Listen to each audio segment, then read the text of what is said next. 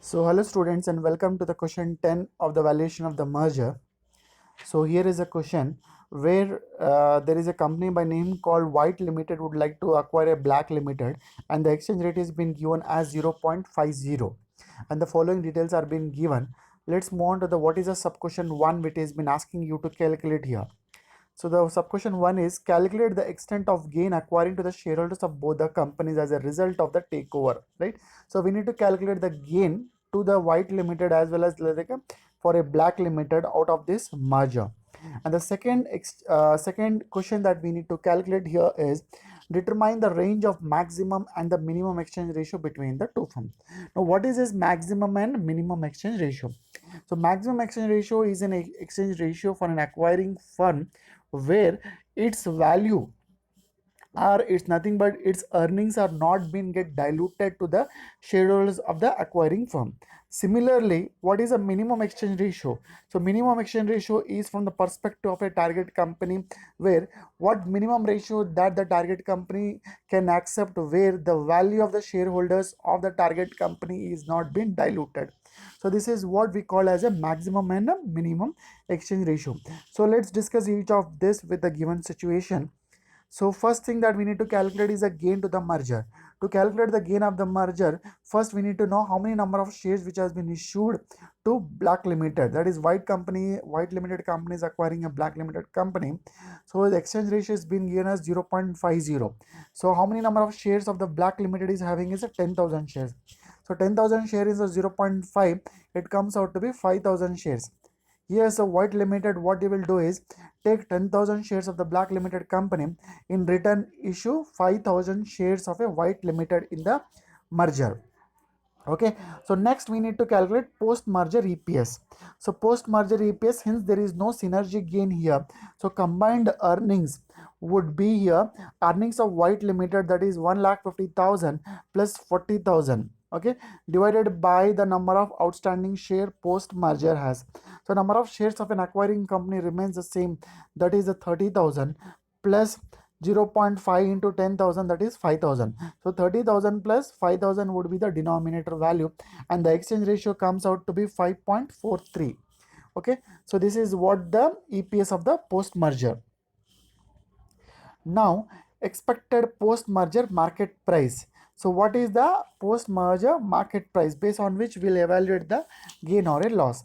So post merger market price can be calculated by taking post merger EPS into the P ratio, right? So post merger EPS, as we have just calculated in the previous equation, that is 5.43 we got, multiplied by P ratio of an acquiring company. So why is that we need to take the P ratio of an acquiring company? Since if there is no any conditions are being given, we need to assume that the P ratio of the acquiring company will remain the P ratio for the combined entity. If there is no any conditions are being given, then we need to take the new P ratio, or what we call as a combined P ratio. If combined P ratio is not been given, by default we need to take the P ratio of an acquiring company here. So acquiring company P ratio is 10 multiplied by 5.43 will be getting us 54.30, right? Now computation of synergy gain from the merger. Okay, synergy or what we call as a gain from the merger. For a White Limited, post merger market value is 30,000 was a share multiplied by what is the new market price, that is 54.30.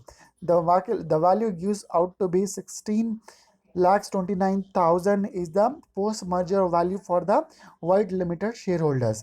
What was the pre merger value for the White Limited shareholders? So 30,000 shares remain the same, multiplied by the market price was 50, which was been given in the question, right? So it comes out to be 15 lakhs. So what is a gain? Gain is 1,29,000 is a gain for a acquiring company. Now let's look at the gain for a target company here. The post merger value is 5,000 shares. Since they were having 10,000 share before the merger, under this merger they are exchanging for every one share 0.5 share. So that is 0.5 share into 10,000 comes out to be 5,000 multiplied by the new market price, that is 54.30. It gives 2,71,500 less the pre-merger value as given in the question, 10,000 shares into 36 rupees, the value comes out to be 3,60,000. So it is a loss for a target company shareholder, that is 88,500 is the loss, as there is no gain to the target company, but there is a gain for an acquiring company. So what is a net gain? Net gain is the difference between the gain from the acquiring company and the target company. It comes out to be 40,500 is the net gain. So we have come with a solution for the sub question 1. Now look at what is the solution for the sub question B. As I discussed about, we are calculating the maximum and minimum exchange ratio. So maximum exchange ratio we should calculate from the point of acquiring company, where what is that the maximum exchange, that what is the maximum exchange ratio that they can offer to the shareholders of a target company, where the shareholder values are not been diluted. So it is been calculated by taking minus SA. S is the stocks, that is A stands for acquiring and T stands for target company.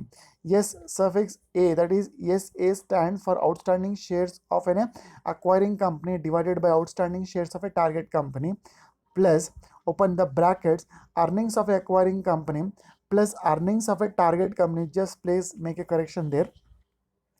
Earnings of acquiring company plus earnings of a target company, plus if there is a synergy, we'll take into the consideration the synergy benefit.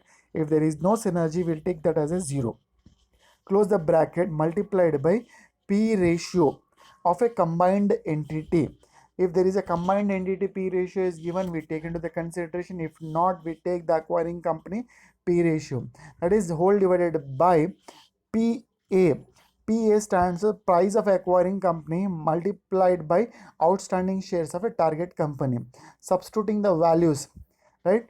Outstanding shares of acquiring company, which is given in the question as 30,000, divided by outstanding shares of a target company, which is given as a 10,000 before the merger, plus what is the earnings of a acquiring company is 1,50,000, plus earnings of a target company is 40,000. Since there is no synergy, close the bracket, multiplied by P ratio of an acquiring company is 10, divided by price of acquiring company is 50, multiplied by the outstanding shares of a target company 10,000. So the maximum exchange ratio what they can offer is 0.80, right? So if they offer more than 0.80, possibly there would be a loss for the shareholders of a acquiring company. So maximum they can offer is 0.80. Similarly, if you want to calculate the minimum exchange ratio, the minimum exchange ratio, that is from the perspective of a target company shareholders, right? The formula goes like that.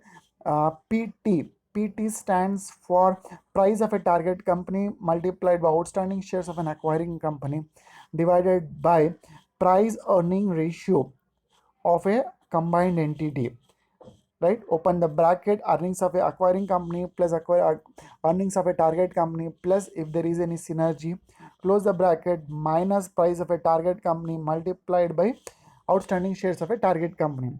Substituting this value, we will get that the minimum exchange ratio is 0.70. If the target company accept any exchange ratio less than 0.70, there would be a possibilities of dilution of earnings to the target company shareholder, and it will lead to losses to the shareholders of a target company. So this is how we can estimate the maximum and minimum exchange ratio from the point of acquiring company and from the point of target company. Okay, well, close here.